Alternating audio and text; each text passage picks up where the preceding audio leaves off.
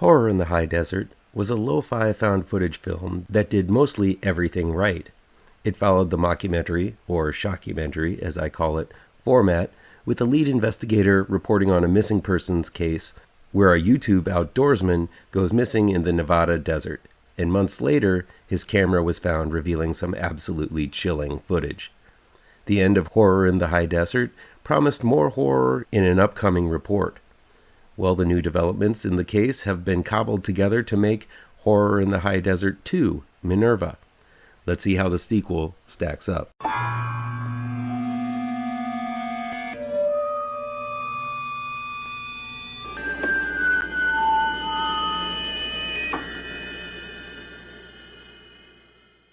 Welcome back to ML Miller Frights.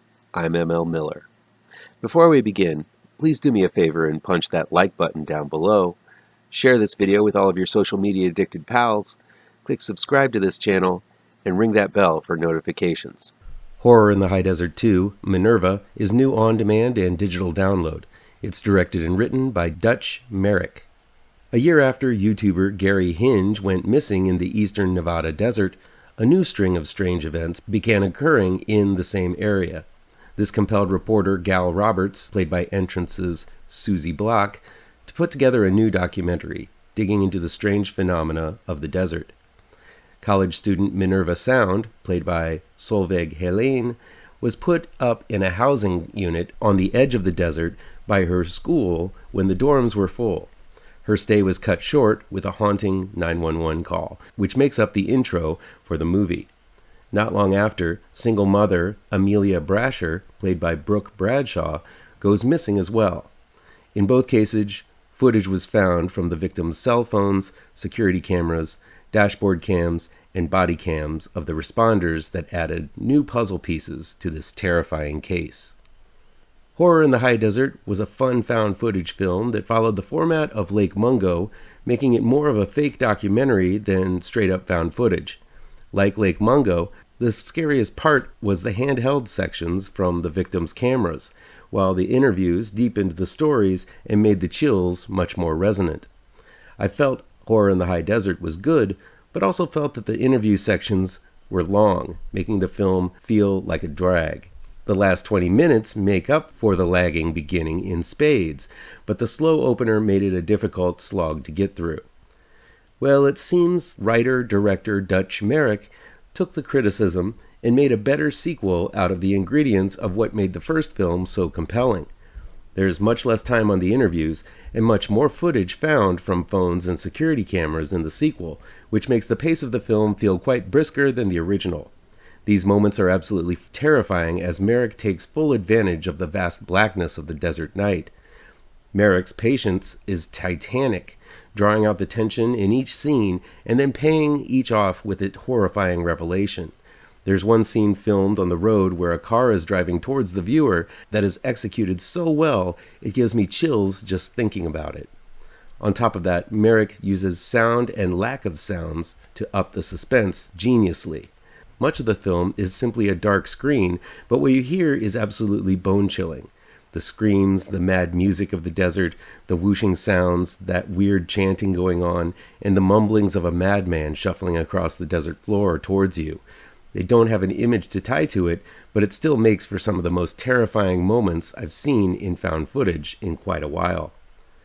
The acting is much better in this sequel as well. Susie Block was great in Entrance as a loner being stalked by a madman, but she feels genuine as a determined reporter hoping to get to the bottom of all of this.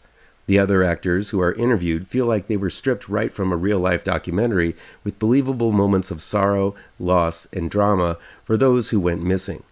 Again, there are silent moments that linger in these interviews on the interviewees' sad faces that resonate more than a billion words. In the first film, it felt like the actors were somewhat amateurish. I'm glad they got a better quality cast for this one. The best compliment I can give Horror in the High Desert 2, MINERVA, is that it feels real. If you didn't know it was a found footage film, one might think you were watching an extended Unsolved Mysteries episode. While the mystery is only deepened and not solved, the film provides some truly pants-shitting moments. The final reel again focuses on one person holding a camera in the dark trying to survive. and it really delivers in the same way the original's climax did, and then some. The creepy old guy, who you only see small snippets of, looks even creepier this time and much less like a Halloween mask. Dutch Marich knows what he's doing here. With the snippets of horror he shows and the scores more that he doesn't, this is one downright scary horror experience that shouldn't be missed by found footage fans. If you haven't seen Horror in the High Desert, it's streaming on Tubi, so go watch it, and then rent Horror in the High Desert 2, MINERVA. It's one of those rare cases where the sequel learns from the mistakes of the original and improves upon them. I can't wait for the third installment that is already being filmed.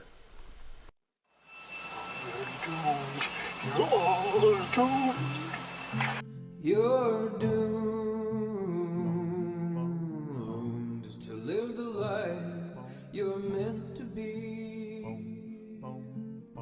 stuck inside your reality. You're doomed. Oh, you're doomed. You're doomed.